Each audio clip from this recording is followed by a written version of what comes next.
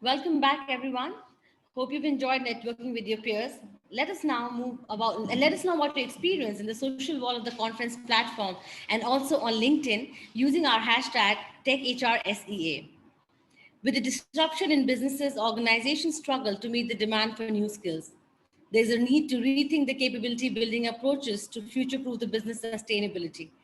In our next fireside chat, we will hear leaders from different regions on the role L&D should play for organizations' long-term success. And it is our privilege to have with us Uzair Khan, Director, Digital Innovation Sandbox Program, Asian Development Bank, Crystal Irving, Product Area Lead, Learning Culture, Strategy, Channels and Technology, ANZ Bank, and Annie Bayou, Chief Learning Strategist, EdCast. Prior to ADP, Ozair has worked with the United Nations and the global financial banking services sector in Asia, Europe, and the USA. He was Chief of Innovation and Business Relationships at United Nations headquarters in New York, where he was responsible for developing relationships with departments, member countries, facilitating public private sector partnerships, and leading innovation labs development globally. Crystal oversees learning culture, strategy, channels, and technology for the bank, which includes a large focus on the reskill and upskill of their 45,000 employees. Annie has 20 plus years in L&D, M&A, and HR technologies with international blue chips like Bosch, Alstom, General Electric, and Danone. She has led learning design and delivery organizations, including building centers of expertise around design and digital transformation and HR efficiency. Welcome, Ozair, Crystal, and Annie. The screen is all yours to know.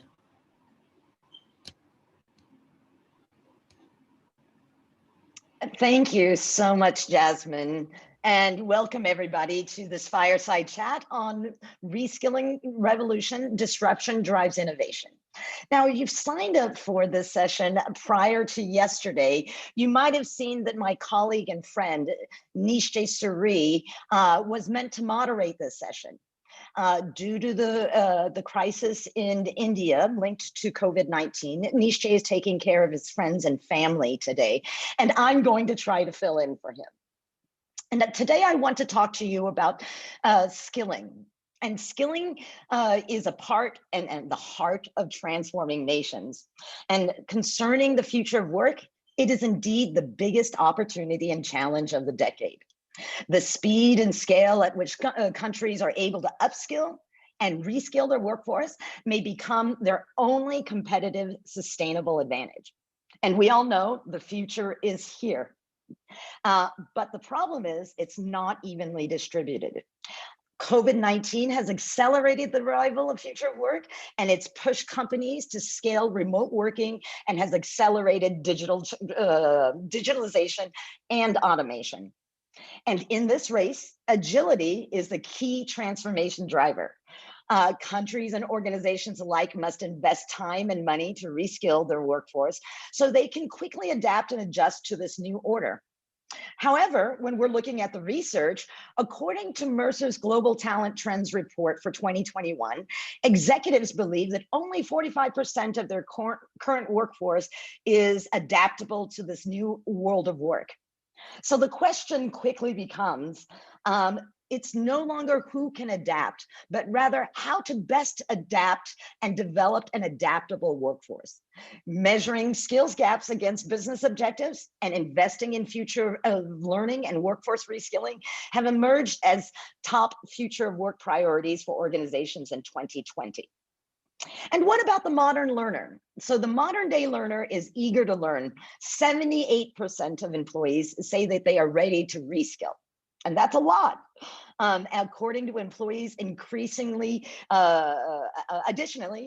employees increasingly equate investment with their marketability as a part of their total rewards, or their EVP, the employee value proposition, with 63% of them trusting their company to invest in their future skills. And so in this era of shifting market needs, uncertain futures, continuous learning, job redefinition, and redeployment of the workforce have become a part of the new work deal. I really like that terminology. Organizations need to shift from upgrading skills for near-term advantage to the larger reskilling agenda that their company might have that addresses a system-wide need to fill emerging roles with reskilled talent by empowering L&D and the L&D function. So today I'm speaking with Osir Khan and Crystal Irving, getting their assessment on where we are today and understanding the vision of how we adapt to this new paradigm for tomorrow. And I want to start with you, Osir. According to the World Economic Forum and owing to the technology disruption, they actually say 133 million new roles may emerge globally by 2022. That's an astounding number. And as these job roles are being deconstructed, redefined, retooled, digital upskilling is a critical success factor for future of work. In your opinion, what's the role and importance of this skilling in this era of digital transformation? Yes, so this is the question of the hour and of the decade in terms of digital skills and workforce. And the way we're kind of thinking through this is combining the two, digital skills and workforce. And we are looking at it as digital workforce. So we kind of take the two concepts and combine them into a digital workforce concept, which includes technology, which is getting more and more automation in. So you have bots, you have AI, you have sort of the digital workforce in a true sense, which is software-based versus the human workforce. So the term digital workforce is an idea that we are sort of working through, and the world is thinking through how this will move forward. And when we think of digital workforce, there are two things which we have to understand. One is acquisition of digital skills. And there we differentiate between learn and access. Like in the old days, you had to figure out how to run your calculator. Now you just need a calculator, right? And more in the near future, you will need access to digital skills rather than developing digital skills. So this is another sort of concept that is creeping in. And of course, we have to identify the digital skills that are relevant to your industry. In most of the service industries like banking, insurance, media, government, these are going through digitalization even faster than, let's say, manufacturing and other types. So as banking, insurance, and these are going 20% digital, 50% digital, 75% digital, and I dare say closer to 100. How will humans work in this increasingly digital industries, and which digital skills are going to be more important? And it will, of course, depend on the industry, whether it's AI, big data versus 3D printing or Earth observation, and how we will work with so much automation around us. So the question becomes very broad when we look at the next 5 years. And that's extremely interesting when we talk about the heavy impact. And I think a lot of people in the last 5 to 10 years have been talking about that impact on the banking industry specifically. And I even heard linked to the banking industry that the blue collar job of the future will be coding and programming. Specifically related to that. And I think that that's a really interesting take on how the banking industry is going to be impacted. And speaking of the banking industry, Deloitte report of Banking on the Future for 2020, nearly 80% of the banking CEOs see skills and talent shortages as a threat to their growth prospects. And most of them believe that this skills gap is undermining their organization's ability to innovate effectively and provide a winning customer experience. And so, speaking of this impact, speaking of how blue collar job of tomorrow in the banking industry will be actually digital skills, with the banking sector driven by high consumer expectations, you have stringent banking norms and regulations around data privacy and protection. Crystal, I'd like to ask you, how has the technological disruption ensured reskilling of the workforce at ANZ Bank and to make them kind of this future ready that we're talking about? Yeah, it's interesting you ask that question because it's really created the burning platform for us to be able to get traction on our strategic capability build like we've never had before. We did a lot of work last year on our learning strategy, and that was, the number one issue that was on the table around how, we are facing into a significant skills shortage. There's no denying that. I think by 2030, we're expecting to really feel the brunt of it, if not sooner. And so we don't have a lot of time to mobilize, and we have a really large workforce and a significant opportunity to help and support them through that reskilling and upskilling process. And so for us, one of the areas that we've realized that we have a lot of work to do is to really build the data and digital foundations and the fundamental skills and knowledge that we think people need in order to be able to reskill and upskill effectively. And so for us, we've identified, 14 strategic capabilities, but as you look across those capabilities and the fundamental skills that underpin them, so much of it is anchored in data and digital, that if we don't invest in that space and drive that reskilling agenda, we're going to be left behind. That's just the reality of it at the moment, particularly in the Australian market. And I really want to dive just a little bit into what you just said about those 14 capabilities. There's a lot of discussion in the L&D industry about skills frameworks. And, by the time we build those and we define those capabilities, they kind of shift. How do you kind of see those 14 capabilities evolving? You gave a date of 2030. Are those... Do you anticipate that those are those 14 capabilities already those future skills that they'll need for that 2030 transformation? Or do you see that kind of as a moving target as we move through the decade? Oh, absolutely a moving target. Yeah, I think, a lot of the capabilities we know there's some that we're prioritizing and moving on now, knowing that there's going to be more down the line. So if I think about simplification and automation, for example, that's an area that we know that we need to focus and improve on significantly. But in order to really, drive our automation agenda, we need to simplify our processes and get the bank ready for that. So, that's something that we're saying, in order for us to be able to invest in that capability properly, what are some of the foundational capabilities that we need to work on first? So there's definitely a sequence in relation to some of these capabilities, depending on the bank's readiness, but it will be evolving and shifting, and we will, even every 6 months be refreshing them and saying, are these still the right ones? And, have we actually gotten the shifting capability that we need in the ones that we have been focusing on? So it is definitely a moving target. And, I think that's the beauty of it, right? You've always got to be looking at what's going on and keep your eyes up and make sure that, what you are focusing on is the right thing right now.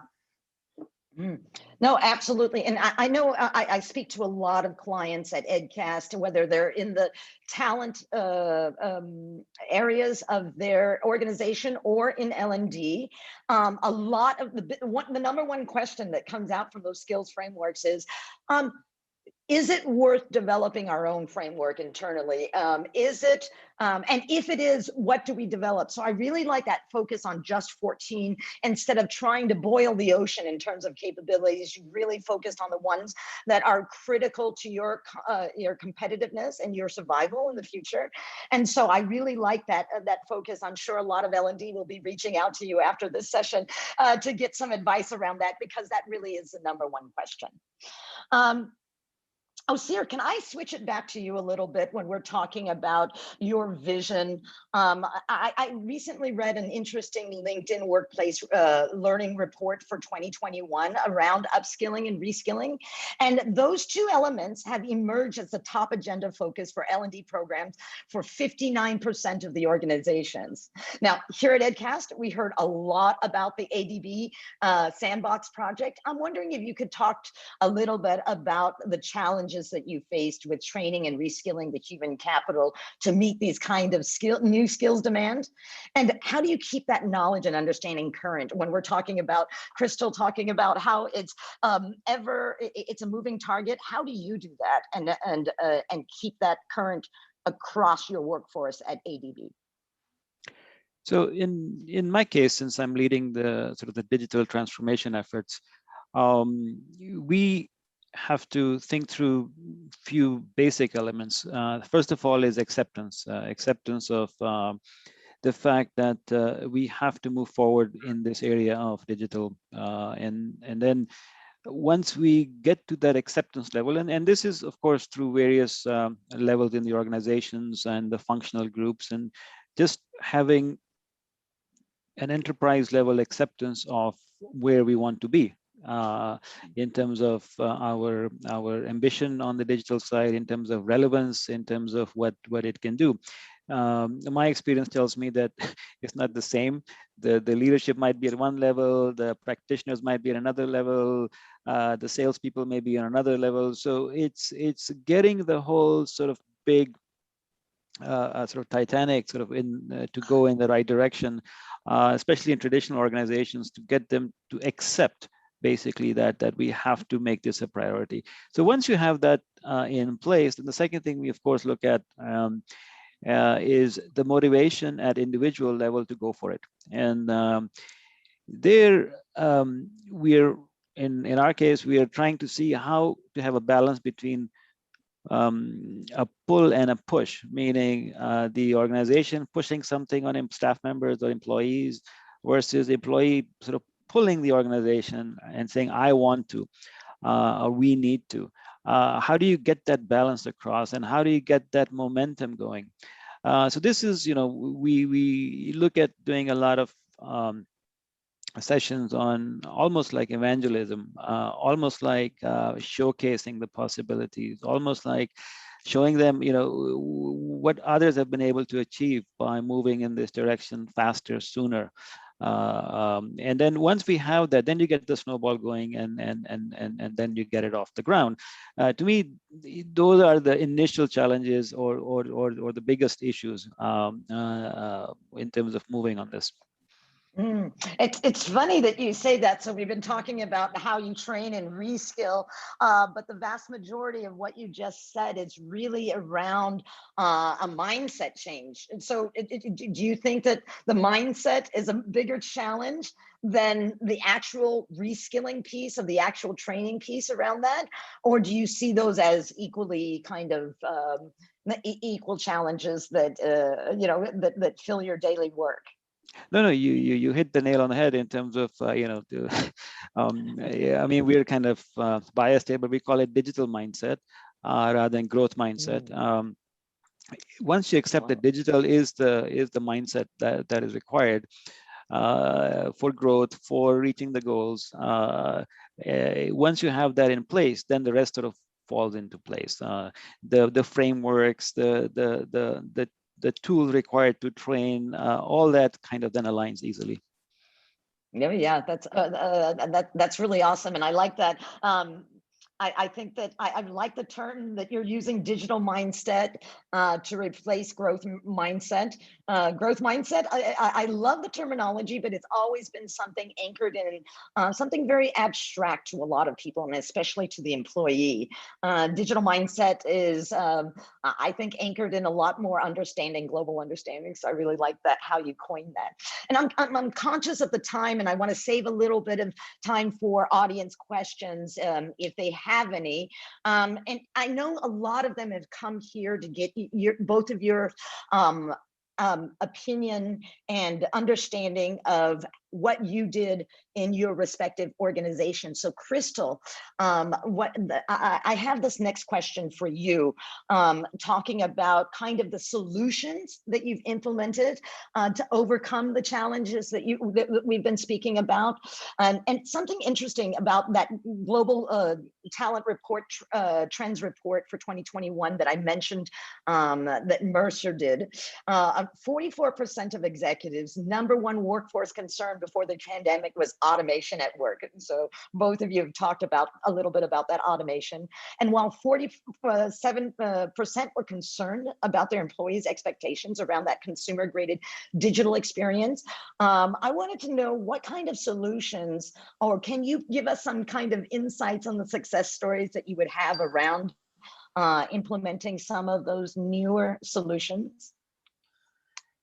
Yeah, an example that comes to mind, if I think about the work that we've had to do to really build that foundational digital and data literacy in a lot of the areas of the bank, one of the biggest success stories that we've had is actually a program called Creating Digital Minds. And that program, it's leveraged the EdCast platform.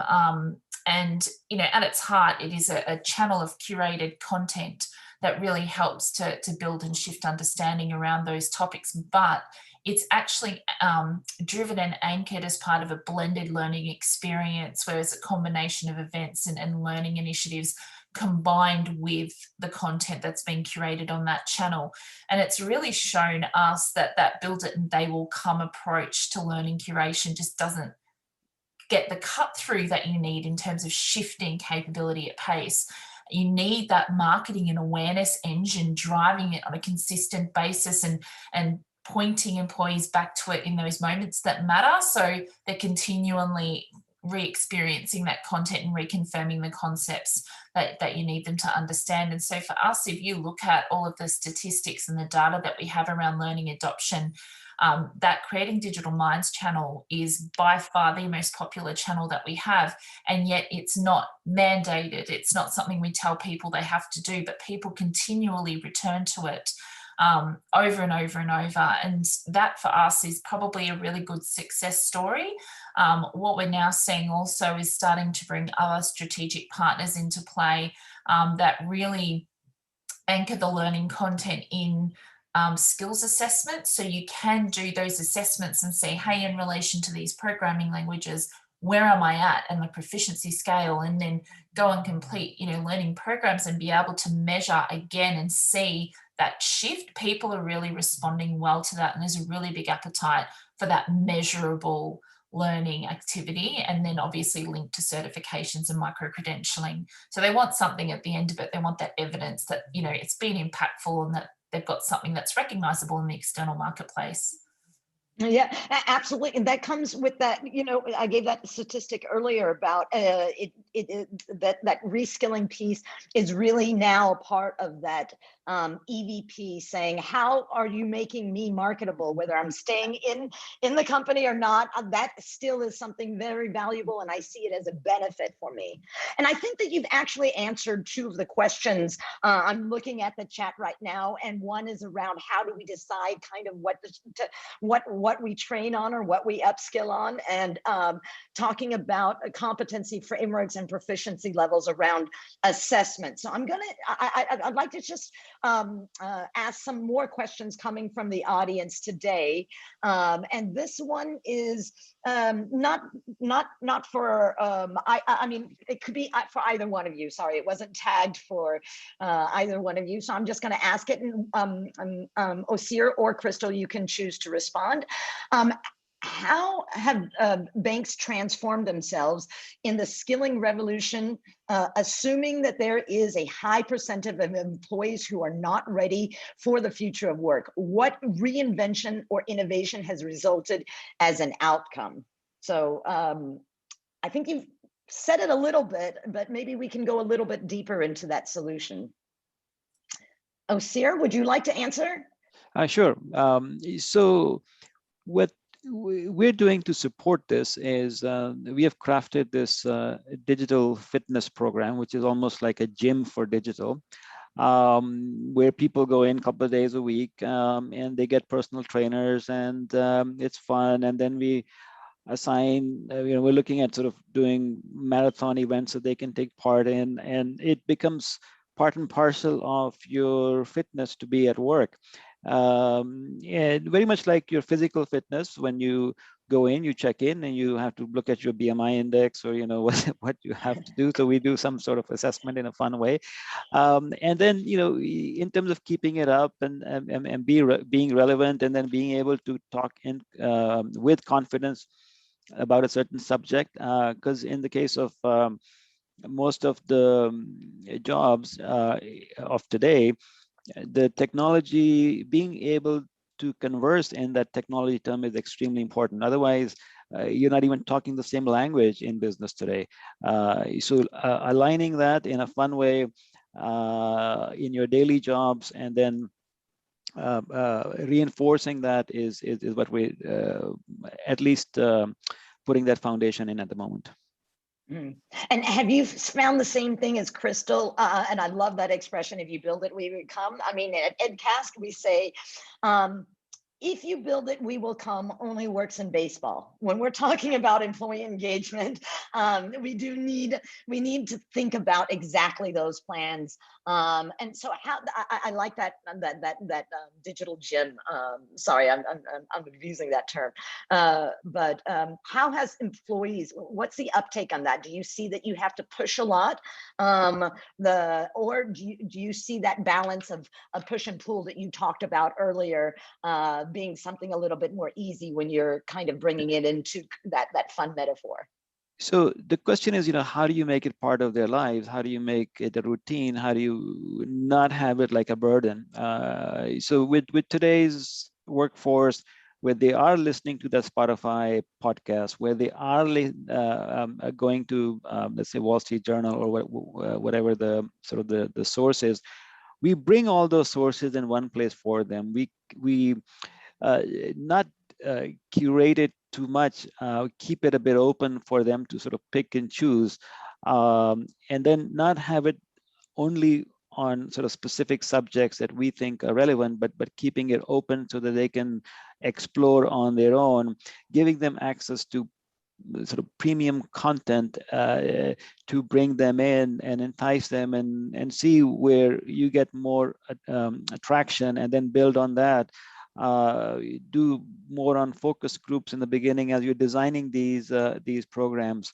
All those things, and these are new concepts in terms of virtual sort of places where you can learn. And one of the things we found is extreme sort of demand right now for personal trainers on digital. So they don't want to just go and take a course, but they want to be able to, when you're in a gym, you're not alone. There's somebody who will walk with you and say, okay, now go up and down, or whatever you need to do to get this understood.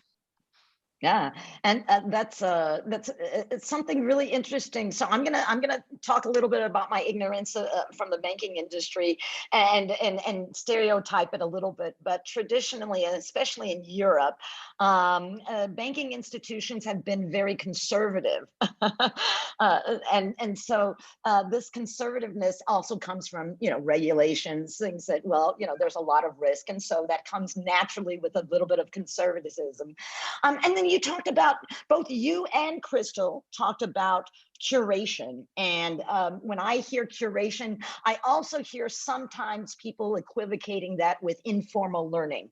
Exactly what you're talking about earlier, Osir. So this question, I'd like to end it. We only have 2 minutes left in our session. I'd like to end it each with asking you both that same question, is in terms of that innovation and learning, how difficult or easy has it been to gain that top senior leadership support of things that might be less traditional, more innovative, but pushing the button around losing, democratizing learning, or not actually having learning be centrally controlled by L&D, but allowing kind of a little bit of that freedom for the employees to personalize and choose. Crystal, why don't we start with you? Based on that question, could you give the audience a little bit of advice around that senior leadership buy-in? Yeah, look, I think we've been quite fortunate. We do have a significant amount of support for it in our executive leadership team. I think the question that then follows it is, how do we measure it? How do we know that it's actually working? And that opens up a whole can of worms around, that impact piece. But yeah, we've been quite fortunate, I think. And also, you know, the next frontier is getting our senior leaders to really role model, you know, what good looks like in relation to, you know, learning on our digital learning platforms, and role modeling those learning behaviors that we want to see in everybody. You know, just to Azir's point earlier, you know, that day-to-day engaging with it daily, making it a habit, making it part of something that you do, and something in the workplace. That's the next step for us, I think. That's awesome. One learning a day, right? Oh, Sears, the same question back to you before we close our session. Yeah, absolutely full buy-in from the top. And I think buy-in has been easier from sort of the frontline departments or the front engaging areas. When it comes to sort of process-based functions, where a certain sort of compliance-based learning has to be done, this is where you have to find that balance, that you have to have someone certified to be able to, let's say, fix something. And if you're not certified, you're not allowed to fix that, versus sort of the growth type of learning that needs to be infused. So there's a bit of a challenge on those areas on the support process side, but rest, it's just a sign of time, especially with COVID. I mean, it's made our job a lot easier to go digital. Yeah, and that's what I'm seeing too at EdCast. A lot of our clients, there's no longer convincing that digital learning is going to work, right? So thank you. We're out of time today. I want to thank Osir Khan and Crystal Irving for joining me today on this session around reskilling. Thank you very much for joining us, and have a very wonderful day. Thank you. Thank you. Thank you. Thank you, Osir and Crystal, for sharing your experiences with us today. Very, very insightful indeed. And thank you, Annie, for moderating it so beautifully for all of us. I would like to invite all our viewers to please share your learning and experience from the conference on our social wall, and also on LinkedIn using the hashtag TechHRSEA. The person with maximum quality and quantity posts will win a Marshall Bluetooth speaker. And now let's move on to the next session on Reinventing the New Shape of Work by Puneet from Mercer. Follow me there. Thank you, everybody. See you in the next session. Bye-bye.